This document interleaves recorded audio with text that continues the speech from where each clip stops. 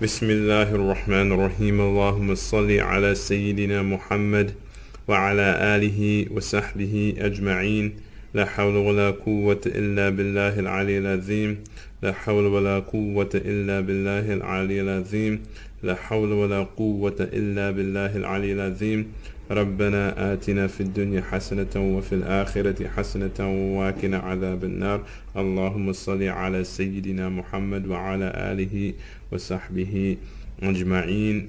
We're now moving on to lesson number 5, talking about the subject Babu Fara'id al-Ghusli wa Sunanihi wa Fadailihi.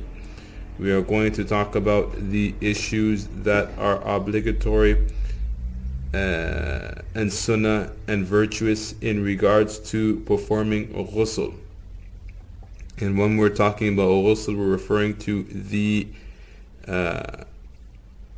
ritual full body washing that one does either when they enter into the state of janaba, and janaba is the state that a person enters into after having sexual intercourse, or to be more accurate, either by ejaculation of sperm or by the head of the penis entering past the lips of the midsection of a female. Then this would necessitate on both male and female the obligation to make what we call al-ghusl, which we can consider the complete body washing, washing of the body, as we will mention later.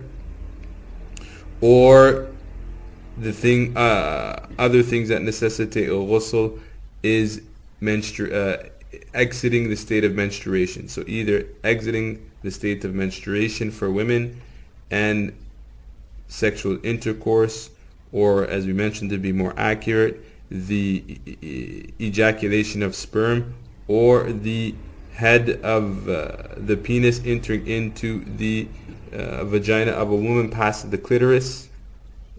Yani to be specific. And these are the things that necessitate al-ghusl. So what he's going to talk about here is he's going to keep it basic. He's just going to talk about the obligatory acts, the sunnah acts, and the virtuous acts. And just as a reminder, when he's referring to the fara'id, the obligatory acts, he's referring to those things that have to be done in order for the act to be sound. Meaning the things that we mentioned from the fara'id, if they are not done, then the action is not sound. When he mentions the sunnah acts, he's referring to those things which the Sharia has requested strongly and recommended strongly. And when he's referring to the fada'il, the virtuous acts, the Sharia has requested but not as strong as the sunnah acts. And so he goes on to mention the first ones, فَأَمَّا فَرَائِدُهُ فَخَمْسَةٌ. Yani in terms of the obligatory acts, they are 5. The first one he mentions an-niyyatu, and the niyyatu here means intention, and the intention that a person should have is the niyyah to remove the state of what we call hadath al-akbar, yani hadath al-akbar, to remove the state of janaba for those who are who obtained a ghusl from having some type of sexual activity that we mentioned previously. Or one can just have the simple intention, which is easier because it includes everybody, the intention of performing a ghusl that's obligatory. Then that would be considered sufficient. So the first one he mentions is an-niyyatu. Then he mentions what ta'mimul jasadi bil ma'. This one is important. But before we go on, I would like to add another point to the issue of the niyyah. The niyyah should be done at the beginning of the ghusl, and we'll give a little bit of details about that later on. So he mentions, he goes on to mention the second one, with ta'mimul jasadi bil ma'. Ta'mimul jasadi bil ma' means that all of the body has to be washed. All of the outside of the body has to be washed with water. So meaning that all of the body, water has to reach all of the body.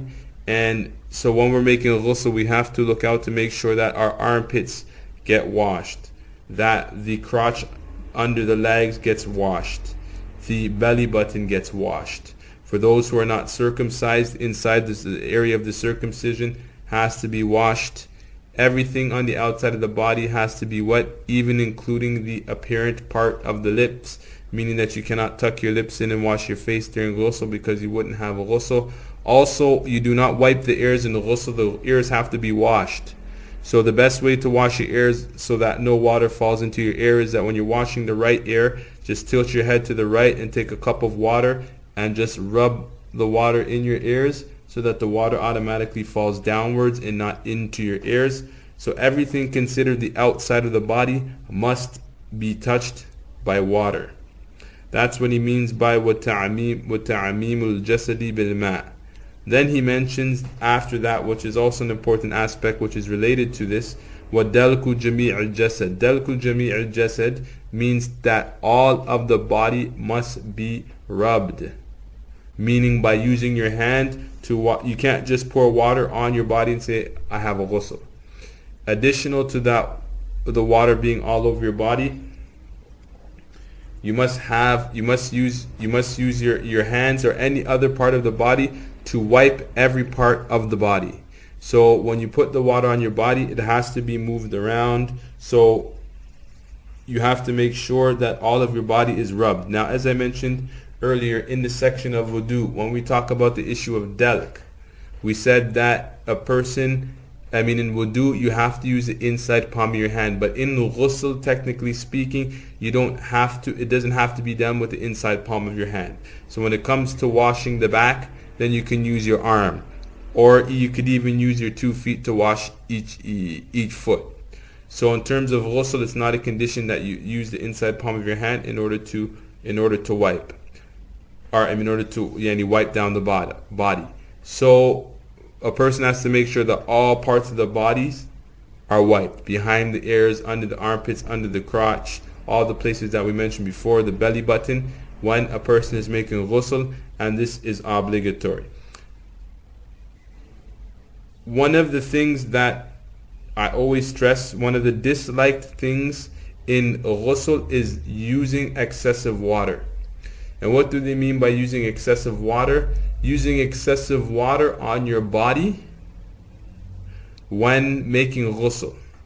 So unfortunately now people have the customs of taking showers when they're making ghusl, so that the ghusl that they're making throughout their whole life is disliked according to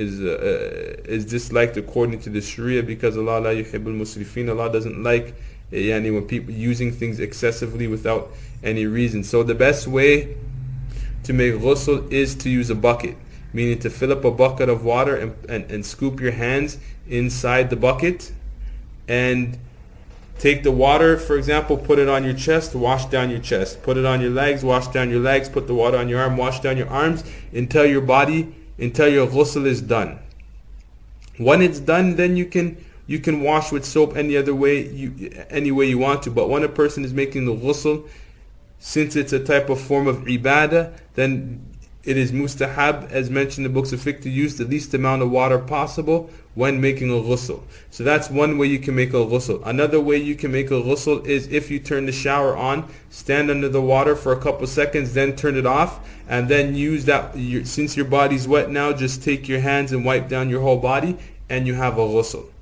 Or just turn on the tap in the bathtub, put your hands under it, and take the water from it and put it on your body until all of your body is covered in a ghusl. So everything must be covered in a ghusl. A point for women, which is very important, and it goes as well for wudu: nail polish cannot be worn when making wudu, nor when performing ghusl. Nail polish has to be removed, no questions asked. Same with makeup. If makeup is a means so that the water doesn't get to your face, as I've been told that Muslim women are starting to wear waterproof makeup for the sake that when they make wudu, then the water doesn't actually touch their face because it will repel the water, is absolutely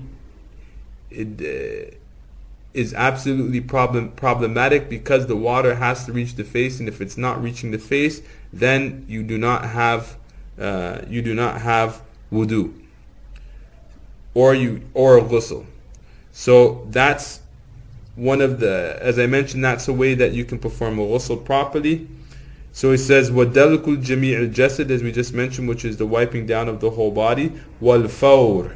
Wal-fawr means, as we mentioned before, it's the same as in wudu, that you do the ghusl all in one shot so that you complete it before any of the limbs dry. And just to strike an example as we did before, an example of that would be if you started your ghusl, for example, and the phone rang, and you went and you answered the phone.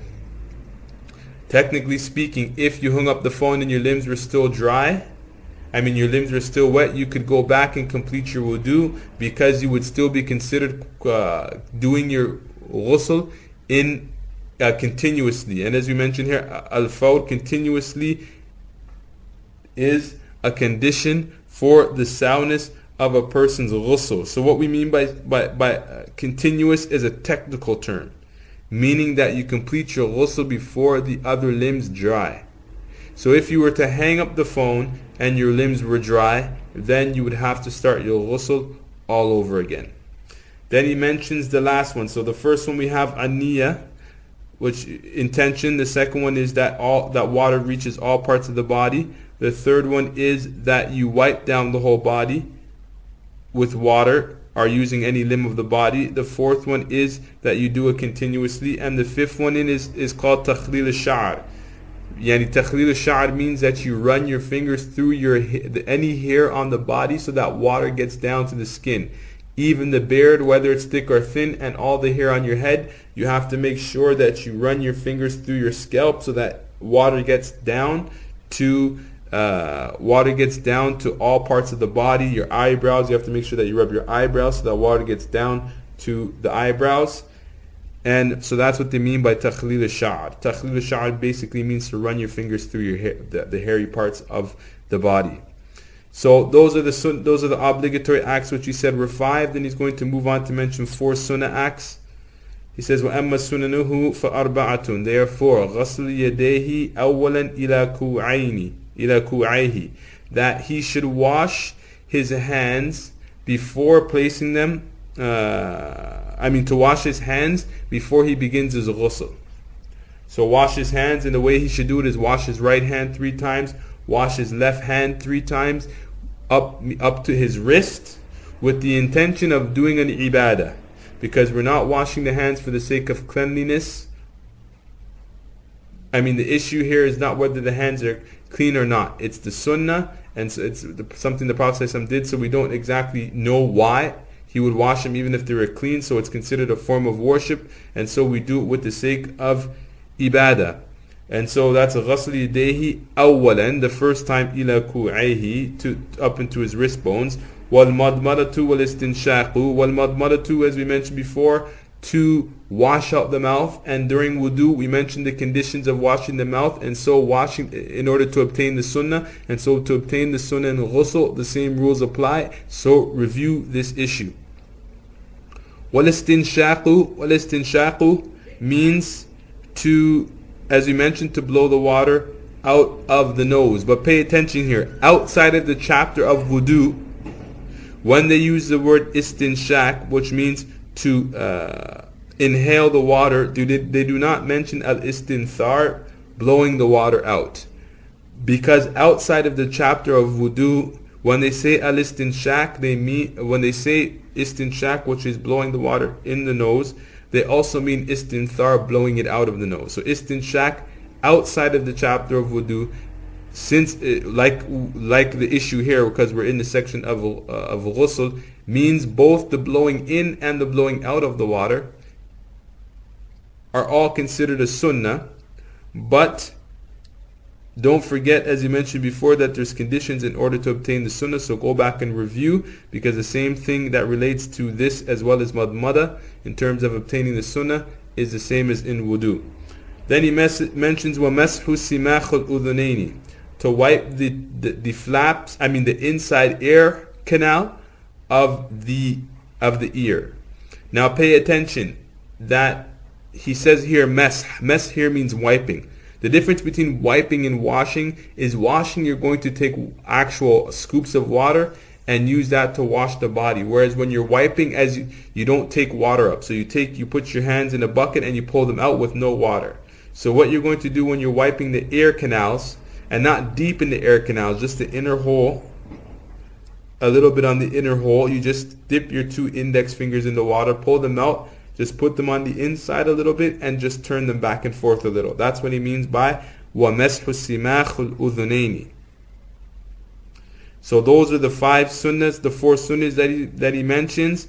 Washing the hands first, then washing the mouth, then doing the nose, then wiping the ears.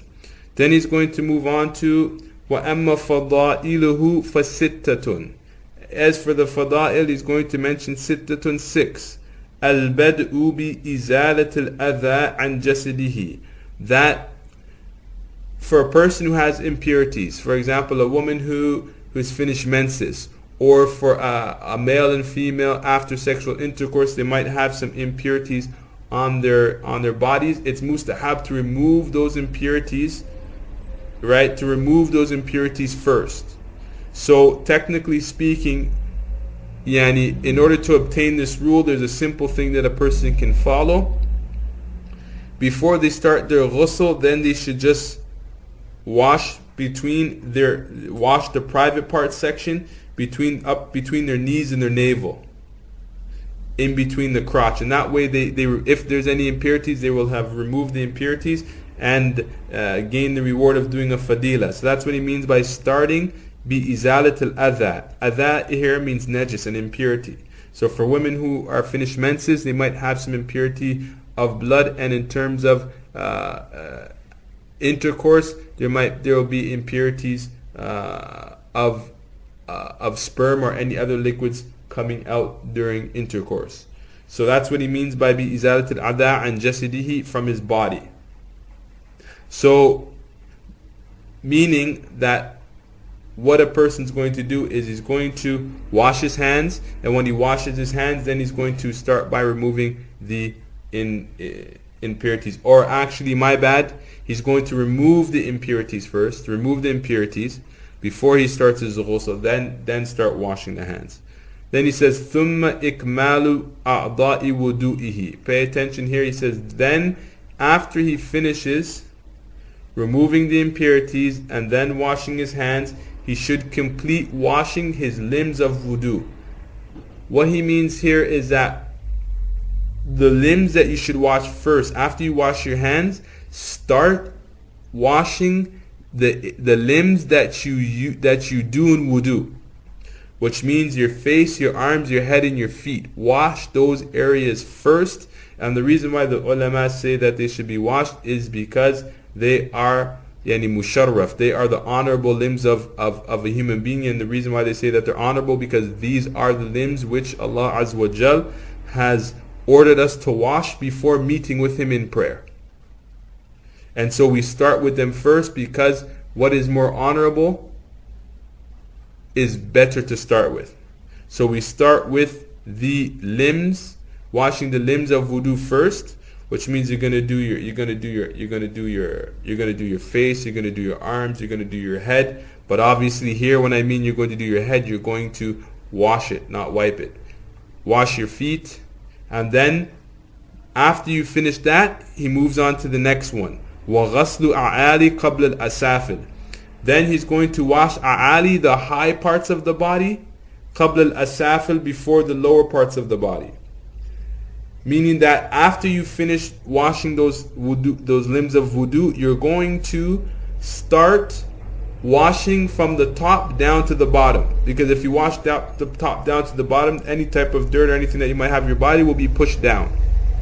So you start from the top. Going down. He's also going to mention later on, just to add this point so everything works, is mentioned together. Starting from the right side down. Starting from the right side, than the left side. Meaning that, as we mentioned, we're going to start from the top, but you're going to wash the whole right side first. And the whole right side from the head all the way down to the feet of the right side. When you're done that, then you're going to wash the left side all the way down to the feet of the left side. So that's why he mentions وَغَسْلُ الْأَعَالِي قَبْلَ الْأَسَافِلِ, and then he's going to mention وَتَثْلِيثُ الرَّأْسِ بِالْغَسْلِ. Also he's going to mention that when you wash your head, wash it 3 times. And the reason why they say wash it 3 times is to make sure that you reach the scalp. So if you have a bald head, then this might not be the issue. But if you have hair on your head, especially for women, washing it 3 times is recommended in order to make sure that all of the hair gets wet and that you can get to the scalp of your head. So that's what he means by وَتَثْلِيثُ الرَّأْسِ بِالْغَسْلِ. And then he mentions وَالْبَدْءُ, beginning بِالْمَيَامِن, the right side, قَبْلَ الْمَيَاسِرِ, beginning with the right side before the left side. And I mentioned to you already previously what that meant. Then he mentions also something that I talked about before, وَقِلَّةُ الْمَاءِ, using the least amount of water as possible. وَلَكِنْ, but مَعَ إِحْكَامِ الْغَسْلِ. He says مَعَ إِحْكَامِ الْغَسْلِ, pay attention to this point. Although it's recommended to use a little bit of water, you use a little bit of water. وَلَكِنْ مَعَ الْإِحْكَامِ.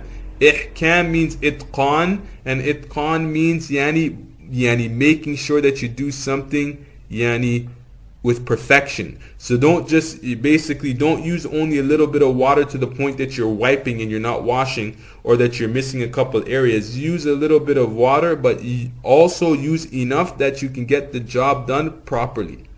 So that's what he means by ihkam al-ghasli, getting the ghasl, the washing, done properly. Right?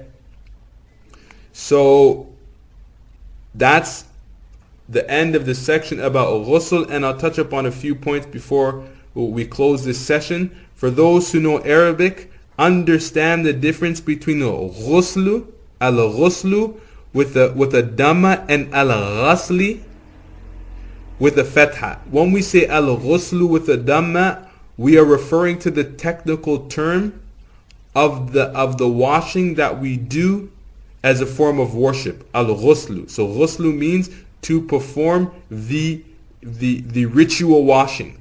When we use the word ghasl with the fatha, we're referring to just washing. That's why you notice when he says babu fara'idul ghusli wa sunanihi wa fada'ilihi, here we're talking about the obligatory acts of the actual ritual action of a ghusl. But if you look during when we're talking about the fada'il, he says وَغَسْلُ الْأَعَالِ قَبْلَ الْأَسَافِلِ, and he uses a ghaslu, because when he says غَسْلُ أَعَالِ قَبْلَ الْأَسَافِلِ, he means washing the whole right side. So he's not going to say ghusl, because when he says ghasl a'ali, when he says washing, he's talking about just a normal state of washing. So distinguish between the word ghasl wa ghuslu. So before we close as well, in order for a person to make a practical ghusl, what he's going to do is he's going to enter the place where he's making ghusl. He's going to start removing the impurity. He's going to remove all impurities. So I say in general to wash between the knees and the navel and inside the crotch area. Then he's going to start washing his hands 3 times. One side, his right side, then his left side. Then he's going to start washing the limbs of wudu. And after time that he starts washing the limbs of wudu, this is the first obligatory act, and this is where the niyyah should take place. Right? Because the washing of the hands is sunnah, and that washing of the hands is before ghusl. It is not part of the ghusl. So after you finish washing your hands, the next part that you start washing, you've now started to do the obligatory act of a ghusl. So that's where you should have the niyyah of either of entering into the state of purity, or removing the state of the greater impurity, or the intention of doing the obligatory act of ghusl. Now, a side point here that's important for men, and it doesn't include women, which wasn't mentioned in the text but is mentioned in other texts, that it's mustahab for the man to start washing his body from his private parts after he finishes washing his hand, namely his front private part, because if he touches it afterwards, after he starts his ghusl, then his wudu will become broken, and he'll have to make another wudu after he's done his ghusl. Because in our madhab, if you make a ghusl and you don't touch your private part, it's sufficient to make wudu.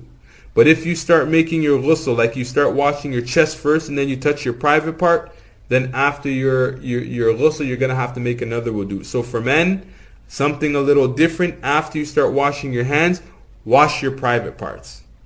Wash your private part, meaning the front private part first, and then go back to the normal, and then carry on your ghusl as normal. And what we mentioned is that after you finish that, then you're going to wash the limbs of, before I jump the gun, after you wash your hands, then you should wash your mouth and wash your nose, meaning to do the sunnah acts as you would do them in wudu. So you're going to wash your hands, and then you're going to do the sunnah acts, which is washing the mouth and washing the nose. And then you're going to, if you're a male, you're going to wash the private part. If you're not a male, then that part doesn't concern you.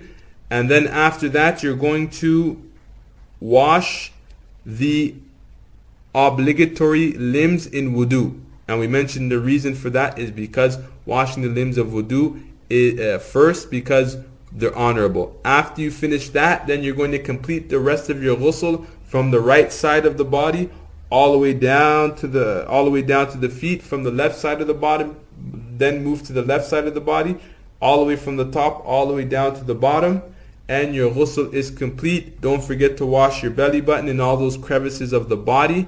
Do not tuck your lips in when you're making ghusl. Make sure that your lips are out. Don't forget to make takhlid of the sha'r, meaning to run your fingers for those who have lots of hair on their chest, or those who have lots of hair on their head. And all of us, in terms of the eyebrows and so on and so forth, must be washed. Also, do not forget to make sure that all of the body parts have to be wiped over with a limb as well as being washed. And that is the summary on the issue of ghusl. Allahumma salli ala Sayyidina Muhammad wa ala alihi wa sahbihi ajma'een.